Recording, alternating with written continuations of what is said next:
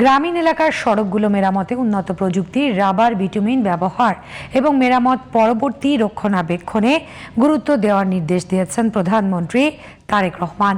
বুধবার আগারগাঁওয়ের এনইসি সম্মেলন কক্ষে একনেক সভায় ৯,৩৩৩ কোটি টাকা ব্যয়ে ১০ প্রকল্পের অনুমোদন দিয়ে প্রধানমন্ত্রী এসব নির্দেশনা দেন। সভা শেষে ব্রিফিংয়ে এসব তথ্য জানান পরিকল্পনা প্রতিমন্ত্রী জোনায়েদ সাকি। প্রকল্প বাস্তবায়নের সময় পরিবেশ সংরক্ষণের বিষয়টিকে অগ্রাধিকার দেওয়ার নির্দেশনাও দেন প্রধানমন্ত্রী। সাজাদ হুসাইনের রিপোর্ট। কেসারেন শেকড় থেকে শিখরে। প্রধানমন্ত্রী ও একনেক চেয়ারপারসন তারেক রহমানের সভাপতিত্বে জাতীয় অর্থনৈতিক পরিষদের নির্বাহী কমিটি একনেকের এই সভায় ছিলেন বিভিন্ন মন্ত্রণালয়ের মন্ত্রী, সচিব ও ঊর্ধ্বতন কর্মকর্তারা। তাদের সাথে বিভিন্ন প্রকল্প নিয়ে বিস্তারিত আলোচনা করেন প্রধানমন্ত্রী। সভায় ৯,৩৩৩ কোটি টাকা ব্যয়ে ১০টি প্রকল্পের অনুমোদন দেওয়া হয়।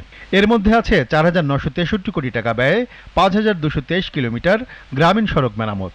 এসব প্রকল্প বাস্তবায়নে উন্নত প্রযুক্তির রাবার বিটুমিন ব্যবহার এবং মেরামত পরবর্তী রক্ষণাবেক্ষণের উপর গুরুত্ব দেন প্রধানমন্ত্রী। সভা শেষে প্রধানমন্ত্রীর এসব নির্দেশনার কথা জানান পরিকল্পনা মন্ত্রী জোনায়েদ সাকি।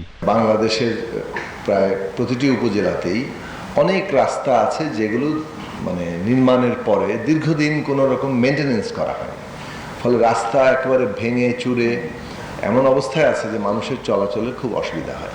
সেই হিসাবেই ৫,০০০ উপরে কিলোমিটার রাস্তা এখানে।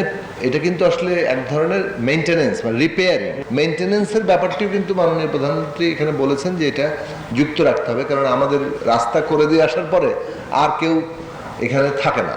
এখন যেমন আমরা ব্রিজের মেনটেনেন্সের প্রজেক্ট নিয়েছি, কিন্তু এই ধরনের রাস্তার মেনটেনেন্সের তো সবচেয়ে দুর্বল জায়গা, সেইটাও একটা কিভাবে শক্তিশালীকরণ করা যায় তার জন্য প্রাতিষ্ঠানিক আয়োজন এবং নজরদারি থাকতে হবে। একই ধরনের প্রকল্প যেন বারবার গ্রহণ করা না হয়, সেজন্য গুচ্ছ ও সমন্বিত আকারে প্রকল্প বাস্তবায়নে সরকার জোর দিচ্ছে বলে জানান প্রতিমন্ত্রী। কিন্তু একটা প্রকল্পের মধ্যে দিয়ে যে লক্ষ্য আমরা অর্জন করতে চাই সেটা যদি অপটিমাম লেভেলে আমরা পেতে হয়, তাহলে আরও কতগুলো প্রকল্প দরকার। এই যে গুচ্ছাকারে প্রকল্পের চিন্তা করা এবং কর্মসূচিটা মাথায় রাখা, সেই কর্মসূচি ভিত্তিক করলেই সর্বোচ্চ ফলাফলটা আমরা পাবো। এইটা আমরা ব্যাপকভাবে প্রায় ৪১টি মন্ত্রণালয় এবং বিভাগের সাথে আমাদের বৈঠক ইতিমধ্যে হয়ে গেছে। জ্বালানি ও বিদ্যুতের সংকটের ব্যাপারে সভায় কোনো আলোচনা হয়েছে কিনা সাংবাদিকদের এমন প্রশ্নে প্রতিমন্ত্রী বলেন, সরকার নানা উদ্যোগ নিচ্ছে, তবে ফল পেতে সময় লাগবে। আপনি গ্যাস আমদানি করলেই তো হবে না, গ্যাস আমদানি করে তো এলএনজি স্টেশন লাগবে, যেখান থেকে এটা কনভার্ট করে এখানে আসবে।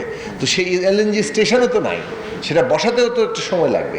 ফলে প্রত্যেকটি জিনিসই দেখা যাচ্ছে যে প্রকল্প গ্রহণ করে সেটাকে বাস্তবায়িত করার জন্য যে ন্যূনতম প্রয়োজনীয় সময় সেটা আমাদের দরকার। Sajjad Hussain, GTV news, Dhaka.